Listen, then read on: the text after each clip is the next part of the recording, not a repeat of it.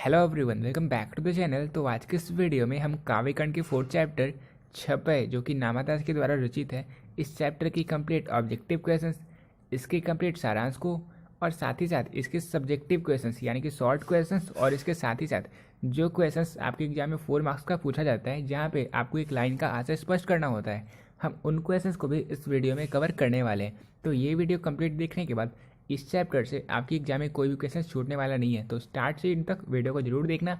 चलिए स्टार्ट करते हैं इस वीडियो को। सबसे पहले हम कवर करने वाले हैं ऑब्जेक्टिव क्वेश्चंस को। तो क्वेश्चन नंबर फर्स्ट है जो कि बहुत ही इजी क्वेश्चन है, छपय शीर्षक कविता की रचयिता का नाम बताएं। तो देखो, मैंने आपको स्टार्ट में ही बता दिया कि जो छपय शीर्षक कविता है, ये कविता के रचयिता नाभादास जी है। तो फर्स्ट नंबर क्वेश्चन का आंसर हो जाएगा option number A. Second number question है, नाभादास का स्थायी जो है वो वृंदावन में रहते थे, यानी कि इनका स्थायी निवास वृंदावन था। तो सेकेंड नंबर क्वेश्चन का आंसर हो जाएगा ऑप्शन नंबर डी। और इसके साथ ही साथ ये जब अपनी काव्य की रचना करते थे तो जिस क्षेत्र का ये वर्णन करते थे वो भी वृंदावन ही होता था। ठीक है, तो ये भी ऑब्जेक्टिव हम कुछ देर में देखने वाले हैं। तो सेकेंड नंबर क्वेश्चन का आंसर हो जाएगा ऑप्शन नंबर डी। अब थर्ड नंबर क्वेश्चन है, भक्तमाल में कितने चरित्र वर्णित हैं? तो भक्तमाल में टोटल 200 भक्तों का चरित्र वर्णित है।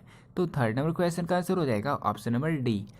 अब क्वेश्चन नंबर 4 है, नामादास के अनुसार किसकी कविता को सुनकर कवि सिर झुका लेते हैं?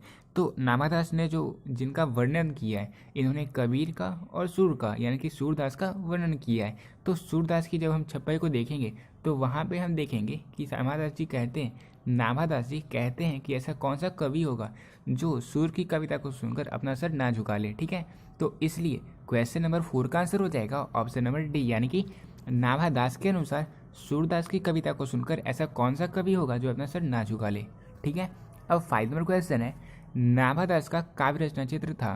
तो मैंने आपको स्टार्ट में बता दिया कि नाभादास का काव्य रचना क्षेत्र वृंदावन था, और साथ ही साथ नाभादास का जो ये जहाँ रहते थे यानी कि इनका जो निवास स्थान था वो भी वृंदावन ही था। तो 5 नंबर क्वेश्चन का आंसर हो जाएगा ऑप्शन नंबर डी। ठीक है, क्लियर है सब चीज़। अब देखो, अब 6 नंबर क्वेश्चन है, नाभादास का जन्म कब हुआ था? तो इनका जन्म हुआ था 1570 में, और इसके साथ ही साथ जो नाभादास जी थे वो किनके समकालीन थे, यानी कि किनके समय के थे? तो ये तुलसीदास के समय के थे, यानी कि ये दोनों जो तुलसीदास जी हैं और जो नाभादास जी हैं ये दोनों समकालीन थे। हम बाद में देखेंगे नाभादास जी का जन्म कब हुआ। इनका जन्म हुआ था 1570 में। अब देखो, अब 7 नंबर क्वेश्चन है, नाभादास किसके शिष्य थे? तो नाभादास जी जो हैं इनके गुरु का नाम क्या था? इनके गुरु का नाम था अग्रदास जी, यानी कि नाभादास जी अग्रदास के शिष्य थे। तो 7 नंबर क्वेश्चन का आंसर हो जाएगा ऑप्शन नंबर डी। अब 8 नंबर क्वेश्चन है, आपके पाठ्यक्रम में किन पर लिखी गई छपै संकलित हैं? तो हमारे पाठ्यक्रम में कबीर और सूर इन दोनों की छपै संकलित हैं। तो 8 नंबर क्वेश्चन का आंसर हो जाएगा ऑप्शन नंबर ए। अब नेक्स्ट क्वेश्चन है, क्वेश्चन नंबर 9 है, नाभादास की ब्रजभाषा गद्य की रचना कौन सी है? तो इनकी ब्रजभाषा गद्य की रचना अष्टयाम है। ठीक है, तो 9 नंबर क्वेश्चन का आंसर हो जाएगा ऑप्शन नंबर ए। फिर अब नेक्स्ट क्वेश्चन है, नाभादास किसके समकालीन थे? तो मैंने आपको ऑलरेडी बता दिया कि इनका जन्म हुआ था 1570 में, और ये तुलसीदास के समकालीन थे। तो 10 नंबर क्वेश्चन का आंसर हो जाएगा ऑप्शन नंबर डी। और देखो, अब 11 नंबर क्वेश्चन है, नाभादास की पारिवारिक पृष्ठभूमि किस वर्ण की थी? तो नाभादास जी जो थे वो दलित थे, यानी कि वो शेड्यूल्ड कास्ट जो आप समझते हो, दलित का मतलब आप समझते होगे। तो 11 नंबर क्वेश्चन का आंसर हो जाएगा ऑप्शन नंबर सी, यानी कि नाभादास की पारिवारिक पृष्ठभूमि दलित वर्ण की थी। ठीक है, तो देखो, इस वीडियो में हम इस चैप्टर को कंप्लीट कर रहे हैं, और इसके साथ ही साथ हमने जो क्रैश कोर्स को स्टार्ट किया था और अब एंड करने वाले हैं। तो हिंदी के क्रैश कोर्स को आप स्टार्ट से एंड तक देख लेना, फिर आपके एक भी क्वेश्चन आपके एग्जाम में ऐसा ना होगा जो आप सॉल्व ना कर पाओगे, क्योंकि यहाँ हमने चैप्टर वाइज हर एक चीज़ को कवर किया है। हर एक चैप्टर से जितने क्वेश्चन एग्जाम में पूछे जा सकते हैं सारे को हमने इस सीरीज में कवर किया है, क्रैश कोर्स ऑफ हिंदी में। तो अभी के अभी आप सारी वीडियोज़ को देख लेना, बिल्कुल बातचीत से स्टार्ट करना और एकदम लास्ट चैप्टर तक आप सारी वीडियोज़ को देख लेना। ठीक है, ये आपके एग्जाम के लिए मोर देन इनफ है 100 आउट ऑफ 100 मार्क्स सिक्योर करने के लिए। अब 12 नंबर क्वेश्चन है, नाभादास कैसे संत थे? तो देखो, नाभादास का जीवन फकीरों की तरह बीता था, तो नाभादास जी विरक्त जीवन जीने वाले संत थे। तो 12 नंबर क्वेश्चन का आंसर हो जाएगा ऑप्शन नंबर ए। अब 3rd नंबर क्वेश्चन है, 30 नंबर क्वेश्चन है, भक्तमाल किस प्रकार की रचना है? तो देखो, भक्तमाल यानी कि भक्तों के चरित्रों की माला, तो इसीलिए भक्तमाल जो है वो भक्त चरित्रों की माला की रचना है। ठीक है, ये इस प्रकार की रचना है, भक्त चरित्रों की माला प्रकार की। तो 30 नंबर क्वेश्चन का आंसर हो जाएगा ऑप्शन नंबर ए। अब 14 नंबर क्वेश्चन है, सूर की भक्ति किस कोटि की थी? तो देखो सूर्य की जो भक्ति थी वो सख्य भाव की थी, तो इसलिए 14 नंबर क्वेश्चन का आंसर हो जाएगा ऑप्शन नंबर बी। और इसी तो हमने काव्यखंड के सेकंड चैप्टर में भी कवर किया था, ठीक है। तो आप समझ चुके होंगे सूर्य की भक्ति जो है वो सख्य भाव की कोटि की थी। अब देखो, अब 15 नंबर क्वेश्चन है, कबीरदास किस शाखा के कवि हैं। तो देखो जो कबीरदास जी थे वो निर्गुण शाखा के कवि थे, तो 15 नंबर क्वेश्चन का आंसर हो जाएगा ऑप्शन नंबर सी। वही सूरदास जी जो है वो सगुन शाखा के कवि थे, ठीक है। फिर देखो, अब 16 नंबर क्वेश्चन है, कबीर के अनुसार अधर्म करने वाले व्यक्ति कौन होते हैं। तो कबीर के अनुसार जो व्यक्ति अधर्म करने वाले होते हैं वे भक्तिविहीन होते हैं, यानी कि जो व्यक्ति भक्ति नहीं करता, जो व्यक्ति भक्ति विहीन होता है वो अधर्म इंसान होता है, ठीक है। तो 16 नंबर क्वेश्चन का आंसर हो जाएगा ऑप्शन नंबर सी।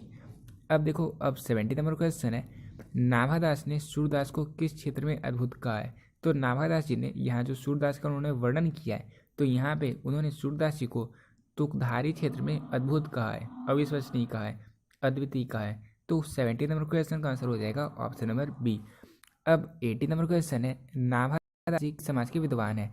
तो मैंने आपको बता ही दिया, जो नाभादास जी हैं वो दलित थे, इसलिए वो दलित वर्ग के विद्वान थे, इस समाज के विद्वान थे। तो 80 नंबर क्वेश्चन का आंसर हो जाएगा ऑप्शन नंबर ए। अब क्वेश्चन नंबर 19 है, आपकी पाठ्यपुस्तक में संकलित छपे की ग्रंथ में संकलित है, यानी कि आपके पाठ्यपुस्तक में, हमारे पाठ्यपुस्तक में जो छपे संकलित है वो किस ग्रंथ में संकलित है, वो किस ग्रंथ से लिया गया है। तो इसे लिया गया है भक्तिमाल से।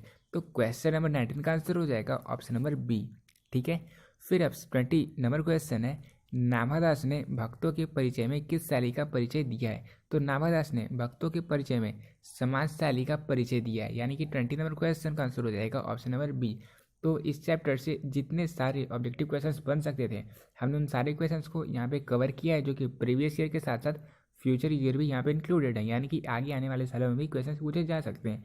तो अब हम इस चैप्टर के सारांश को कवर करने वाले हैं। सबसे पहले हम देखेंगे कबीर के छपे को, और उसके बाद हम देखेंगे सूरदास के छपे को, ठीक है। तो देखो, नाभादास जी ने कबीर के बारे में कहा है कि कबीरदास जी ने भक्ति विमुक्त तथा कथित धर्मों की आलोचना की है। इसका मतलब ये हुआ कि कबीर जी ने भगवत भक्ति पर जोर दिया है। उन्होंने कहा है कि मनुष्य को भगवान की भक्ति करना चाहिए।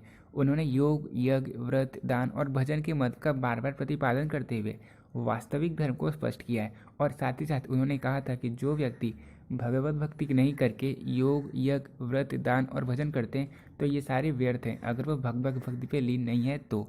उन्होंने अपने सभी पदों में हिंदू और तुर्क सबके प्रति आदर भाव व्यक्त किया है। कबीर के वस्त्रों में कभी भी पक्षपात नहीं है। तो जो कबीरदास जी हैं ये कभी भी हिंदू, मुस्लिम, सिख, ईसाई में कभी भी भेदभाव नहीं किए। उन्होंने सबके प्रति आदर भाव व्यक्त किया था।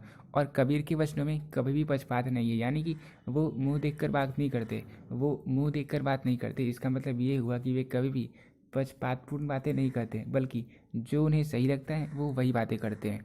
उनमें लोक मंगल की भावना है। कबीर मुंह देखी बात नहीं करते। उन्होंने वर्ण आश्रम के पोषक षट दर्शनों के अवगुणों को स्पष्ट किया है। तो इन सारी चीज़ें जो नाभादास जी ने कबीर के बारे में बताई थी, इन सभी को हमने सारांश में देख लिया। ये आपको सारांश में आंसर करना है। लेकिन अब इसके कई सारे सब्जेक्टिव क्वेश्चन भी बनते हैं जो हम सब्जेक्टिव में कवर करेंगे, और वो सब्जेक्टिव क्वेश्चन आपके लिए सारांश से ज़्यादा इंपॉर्टेंट है, ठीक है। तो सब्जेक्टिव क्वेश्चन की ओर मूव ऑन करने से पहले हम एक बार सूरदास के सारांश को भी देख लेते हैं कि सूरदास के बारे में नाभादास जी ने क्या कुछ कहा था। तो देखो, सूरदास का सारांश अब हम देखने वाले हैं। तो सूर की कविता सुनकर कौन ऐसा कवि है जो उनसे सहमत नहीं होगा।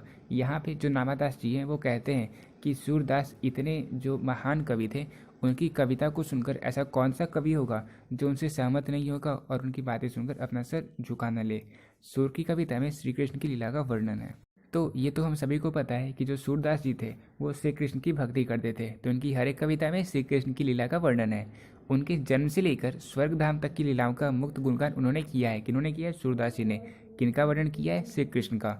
उनकी कविता गुण माधुरी और रूप माधुरी सब कुछ से भरा हुआ है। तो इन्होंने हर एक रस को यहाँ पर संजोया है। कहाँ पे?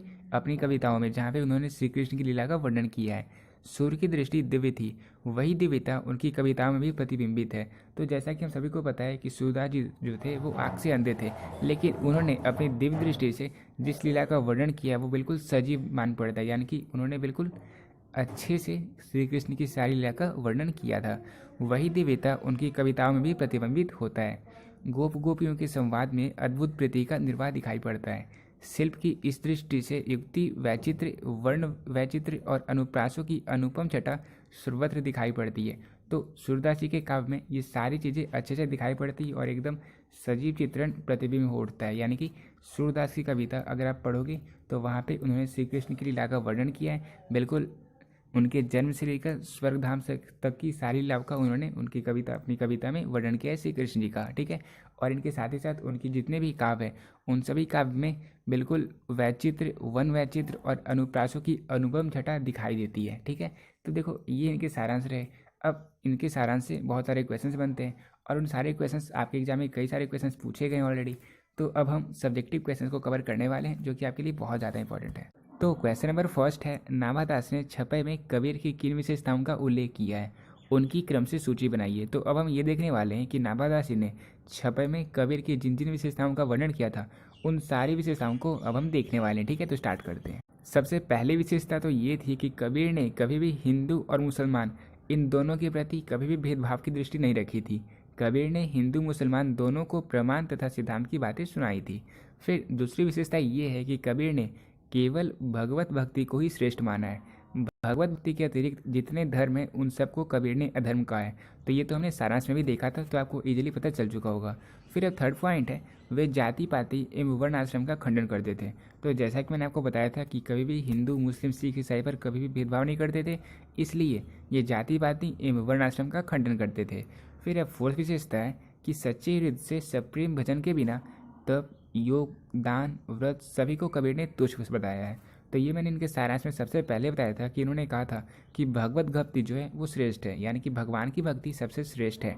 और सच्चे हृदय से सप्रेम भजन के बिना तप योग दान व्रत सभी को कबीर ने तुच्छ बताया। ये सारी चीज़ें तुच्छ है अगर आप सच्चे हृदय से सप्रेम भजन नहीं करते हैं तो, ठीक है। तो अब हमने कबीर की विशेषता को तो देख लिया, अब हम देखने वाले नेक्स्ट क्वेश्चन को। अब सेकेंड नंबर क्वेश्चन है, मुख देखी नाहि बनी का क्या अर्थ है, कबीर पर यह कैसे लागू होता है। तो देखो इस चैप्टर में एक लाइन था, मुख देखी नाही बनी, तो इसका क्या अर्थ होता है और ये जो कबीर ने कही थी ये कबीर पर कैसे लागू होता है। तो इसका मतलब ये हुआ कि जो कबीर जी थे उन्होंने कभी भी मुख देखकर बातें नहीं कही। मुख देखकर बातें नहीं कही इसका मतलब ये हुआ कि कबीर जी ने कभी भी पक्षपातपूर्ण बात नहीं कही है, यानी कि कभी भी इन्होंने ऐसा नहीं किया कि किसी से इनकी दुश्मनी थी और इसलिए उन्होंने उसके खिलाफ बातें कही है। और ऐसा भी नहीं है कि उन्होंने भय आदि के कारण कुछ कहा है, यानी कि उन्हें किसी से भय था इसी कारण उसके फेवर में बातें उन्होंने कही है। अपने काव्य में उन्होंने ऐसा कुछ नहीं किया, बल्कि जो उन्होंने उचित समझा है निर्भीकता से उन्होंने जो उचित समझा, जो उन्हें सत्य लगा उन्होंने वही सारी बातें कही है, ठीक है। इसका ये मतलब हुआ मुख देखी नाही बनी का। तो देखो कबीर ने मुख देखकर कुछ भी नहीं कहा है, जो उचित समझा है वही कहा है। अर्थात कोई बात ना तो पक्षपातपूर्ण कही है और ना ही भय आदि के कारण कुछ कहा है। निर्भीकता द्वारा अपना अनुभव सती कबीर जी ने कहा था। तो इसलिए मुख देखी नाही बनी कबीर पर बिल्कुल अच्छे से सटीक लागू होती है, ठीक है। ये रहा क्वेश्चन नंबर सेकेंड। अब हम देखने वाले हैं थर्ड क्वेश्चन को, सूर्य के काव्य की किन विशेषताओं का उल्लेख कवि ने किया है। तो देखो कबीर की विशेषताओं को जो इन्होंने उल्लेख किया था, जिन्होंने उल्लेख किया था नामादास जी ने, हमने उनकी विशेषताओं को देख लिया। अब हम देखने वाले हैं सूर्य की विशेषताओं को। सूर्य के काव्य की जिन विशेषताओं का वर्णन नामादास जी ने किया था अब हम उन्हें देखने वाले हैं। तो नामादास जी ने सूर्य काव्य के चमत्कार अनुप्रास के साथ उनकी भाषागत रमणीयता का उल्लेख किया है। तो नामादास जी ने सूर्य ने जो काव्य रचना की है तो उनके काव्य के चमत्कार और अनुप्रास, अनुप्रास अलंकार क्या होता है आपको अच्छे से पता होगा। जब एक ही बात बार बार रिपीट होती है तो उसे कहते हैं अनुप्रास अलंकार। तो सूर्य काव्य के चमत्कार अनुप्रास के साथ उनकी भाषागत रमणीयता का भी उल्लेख किया है। तो जिन जिन वर्ड्स का इन्होंने अपने इस्तेमाल किया है, जिन जिन वर्ड्स का सूरदास जी ने इस्तेमाल किया था उनकी रमणीयता का इन्होंने उल्लेख किया है नामादास जी ने सूरदास का वर्णन करते हुए। साथ ही सूर्य काव्य का प्रेम तत्व, अनुभूत तुकांत शैली, यानी कि उन्होंने जो श्री कृष्ण की लीला का वर्णन किया है तो उस अकॉर्डिंग इनके अनुभूत तुकांत शैली, गंभीर अर्थ प्रकट करने वाली इनकी भाषा, जो वर्ड्स इन्होंने इस्तेमाल किया है उसे जो गंभीर अर्थ निकल कर आता है, और अपनी दिव्य दृष्टि के माध्यम से हरिलीला का जो गान किया है उन सभी का वर्णन नामादास जी ने किया है। तो क्योंकि सूरदास की आंखें नहीं थी और इस कारण अपनी दिव्य दृष्टि से उन्होंने श्री कृष्ण की लीला का जो कुछ भी वर्णन किया है उन सारी बातें को नामादास जी ने कहा था। उन्होंने कृष्ण के जन्म, कर्म और रूप आदि का प्रकाशन करके बुद्धि को निर्मल बनाया है। तो जैसा कि हमने सारांश में ही देखा था कि सूरदास जी ने कृष्ण के जन्म से लेकर इनके स्वर्गधाम तक की यात्रा का हर एक चीज़ का वर्णन किया है। तो इस तरह से इन्होंने अपने बुद्धि को निर्मल बनाया है, जैसे श्रवण पवित्र हो जाते हैं और बुद्धि भी निर्मल हो जाती है, ठीक है। तो इनकी जो जो विशेषताओं को नामादास जी ने कहा था थर्ड क्वेश्चन में हमने उन्हें भी देख लिया। अब हम देखने वाले एक और क्वेश्चन को। क्वेश्चन नंबर 4 है, यहाँ पे आपको अर्थ स्पष्ट करना है। इसका मतलब आप जान चुके होंगे कि ये जो क्वेश्चन है, ये क्वेश्चन आपके एग्जाम में 4 मार्क्स का पूछा जा सकता है। तो देखो क्या लाइन है, लाइन है सुर कवित सुनी कौन कवि जो नहीं सिर चालत करे। तो ये जो लाइन है, ये लाइन किस चैप्टर से लिया गया है और इसकी पंक्ति को किसने लिखा था, इन सभी चीज़ों के बारे में आप पहले बताओगे। मैंने आपको फॉर्मेट ऑलरेडी बता दिया है, कई सारी वीडियो मैंने आपको बता दिया है। फिर इसके बाद आप इसके भाव को स्पष्ट करोगे। तो देखो, प्रस्तुत पंक्तियाँ नामादास जी द्वारा रचित सुर काव्य की विशेषता से उद्धृत है, जहाँ उन्होंने सुर के वचनों की महत्ता पर प्रकाश डाला है। सुर का काव्य इतना महान है, इतना रसात्मक है कि जिसकी समझ ऐसा कौन कवि होगा जो उनके सामने अपना मस्तक ना झुका दे। ये हमने सारांश में भी देखा था कि सूरदास की कविता इतनी महान है कि उनके सामने ऐसा कोई कवि ना होगा जो अपना सर ना झुका ले, जो अपना मस्तक ना झुका दे। अर्थात सुर का काव्य सभी के लिए आदरणीय है, सभी के लिए महान है। तो इसका ये अर्थ हुआ, किसका अर्थ हुआ, सुर कवित सुनी कौन कवि, यानी कि सुर की कविता को सुनकर ऐसा कौन कवि होगा जो नहीं सिर चालत करे, जो अपना सर ना झुका ले। ठीक है, तो इसका ये अर्थ हुआ। तो क्वेश्चन नंबर फर्स्ट को हमने देख लिया। अब हम देखने वाले हैं सेकंड लाइन को। सेकंड लाइन है, भक्ति विमुख जय धर्म सो सब अधर्म करी गए। तो ये जो लाइन है, ये लाइन किस चैप्टर से लिया गया था और इस लाइन को किसने लिखा था, और इसके बाद हम इसके भाव को स्पष्ट करेंगे। तो देखो, प्रस्तुत पंक्तियाँ नाभादास द्वारा रचित कबीर वाणी की विशेषता पर प्रकाश डाल रही है। कबीर का कहना है कि भक्ति के विमुख जितने भी धर्म है, कबीर का कहना है कि भक्ति के विमुख जितने भी धर्म है उन सब को अधर्म कहा जाना चाहिए। अर्थात प्रभु भक्ति ही सर्वश्रेष्ठ है, यानी कि भगवत भक्ति यानी कि प्रभु भक्ति ही सर्वश्रेष्ठ है। इसके अतिरिक्त बाकी के जितने कार्य हैं सब व्यर्थ हैं। तो इसका यह अर्थ हुआ, किसका अर्थ हुआ, भक्ति विमुख जे धर्म सो सब अधर्म करी गए, यानी कि भक्ति विमुख जितने भी कार्य हैं वे सारे अधर्म हैं, वे सारे व्यर्थ हैं। ठीक है, तो अब हमने आशा स्पष्ट करने वाले क्वेश्चन को देख लिया। अब हम देखने वाले एक नेक्स्ट क्वेश्चन को। अब 5 नंबर क्वेश्चन है, पक्षपात नहीं वचन सभी के हित की भाषी। इस पंक्ति में कबीर के किस गुण का परिचय दिया गया है। तो ये मैंने आपको पहले ही बता दिया था कि कबीर जी ने कभी भी हिंदू मुस्लिम सिख ईसाई कभी भी इन सभी पे भेदभाव नहीं किया, सब पे इन्होंने अपना आदर व्यक्त किया है। तो यही सारी बातें इन्होंने इस लाइन से कही थी। तो देखो, पक्षपात नहीं वचन सभी के हित की भाषी से दर्शाया गया है कि कबीर हिंदू मुसलमान आदि में कभी भी भेद नहीं रखते थे, अपितु सबके हित की बात करते हैं। वे सिद्धांतवादी हैं और अपने सिद्धांतों को लेकर आगे बढ़ते हैं। ठीक है, तो पक्षपात नहीं वचन सभी के हित की भाषी का ये अर्थ हुआ। इसका मतलब ये हुआ कि जो कबीरदास जी थे वो हिंदू मुसलमान आर्य अनार में कभी भी कोई भेद नहीं रखते थे, यानी कि ऊंच जात नीच जात इन सभी पर कभी भी वो भेदभाव नहीं करते थे, अपितु सबके हित की बात करते थे। वे सिद्धांतवादी थे और अपने सिद्धांतों को लेकर ही आगे बढ़ते थे। ठीक है, तो 5 नंबर क्वेश्चन को भी हमने क्लियर कर लिया। अब हम देखने वाले एक नेक्स्ट क्वेश्चन को, जो कि है क्वेश्चन नंबर 6। क्वेश्चन नंबर 6 है, कविता में तुक का क्या महत्व है, इन छपाइयों के संदर्भ में स्पष्ट करें। तो देखो, तुक क्या होता है, जब आप किसी लाइन को पढ़ते हो तो उससे जो आपको मिली जुली वर्ड आपको मिलते हैं वो कहलाता है तुक। जैसे हम एग्जाम्पल भी देखने वाले इस क्वेश्चन में, देखो, तुक से तात्पर्य होता है समान वर्ण अथवा समान ध्वनि का अंत में प्रयोग। यथा कबीर में पद में, कबीर के पद में जैसे आप देखते हो गाय दिखाए, तो ये एक तुक होता है, यानी कि इसके अंत में इस समान ध्वनि का अंत में प्रयोग किया जाता है। जैसे गाय फिर दिखाए, उसी तरह से साखी भासी, उसी तरीके से भनी दर्शनी। तो ये तुक काव्य में सरसता समाहित कर देता है, गीधी तत्व को उभार देता है और आपको ये पढ़ने में भी आपको आनंददायक लगता है। लयात्मकता भी प्रखर हो जाती है और काव्य सुनने में या पढ़ने में भी आनंद देता है। और कबीर के पदों में तुकों की महत्ता तो हम देख ही चुके हैं। सुर के पद में भी ये विशेषता कम नहीं पाई जाती, बल्कि ये भी अच्छे से भरी रहती है। जैसे आप देख सकते हो भारी धारी, तो भारी धारी इन सभी में आप देखोगे तो अंत में समान ध्वनि का प्रयोग किया गया है, तो यही तुक कहलाते हैं। तो ये दोनों तुक ही हैं। उसी प्रकार अंतिम 2 पंक्तियों में धैर्य सरय ये भी तुक ही हैं, तो जिनके प्रभाव से काव्य में सरसता पर समाहित हो गई है। इसका मतलब ये हुआ कि जब हम किसी भी कविता में जब हम तुक का प्रयोग करते हैं तो वो जो काव्य होता है उसमें सरसता समाहित हो जाती है और साथ ही साथ पाठक को उसे पढ़ने में आनंद भी मिलता है। ठीक है, तो आपको पता चल चुका होगा कि कविता में तुक का क्या महत्व है और इन छपाइयों के संदर्भ में स्पष्ट करें, यानी कि हम इसके एग्जाम्पल को भी इन छपाई से इनके एग्जाम्पल को भी देख लिए, तो इस तरह से आप इस क्वेश्चन को आंसर कर सकते हो। अब हम 2 और क्वेश्चन को देखने वाले हैं, उसके बाद आपका ये चैप्टर पूरी तरीके से कंप्लीट हो जाएगा। अब 7 नंबर क्वेश्चन है, कबीर कानी राखी नहीं से क्या तात्पर्य है। तो कबीर कानी राखी नहीं का मतलब ये हुआ कि कबीर ने कभी भी मर्यादा और परंपरा का निर्वाह नहीं किया। तो ये हम इनकी काव्य में भी देखते हैं कि जिस प्रकार से इन्होंने कभी भी वर्णाश्रम को नहीं माना और ना ही कभी इन्होंने जातिवादी को लेकर चला, तो इसलिए कबीर कानी राखी नहीं का मतलब ये हुआ कि कबीर ने कभी मर्यादा और परंपरा का निर्वाह नहीं किया। कवि का तात्पर्य है मर्यादा परंपरा। कबीर ने मर्यादा और परंपरा का निर्वाह कभी नहीं किया। वे कहते हैं कि लिख लिख गाड़ी चले, लिखी लिख कपूत, लिख छाही तीनों चले, सायर सिंह कपूत।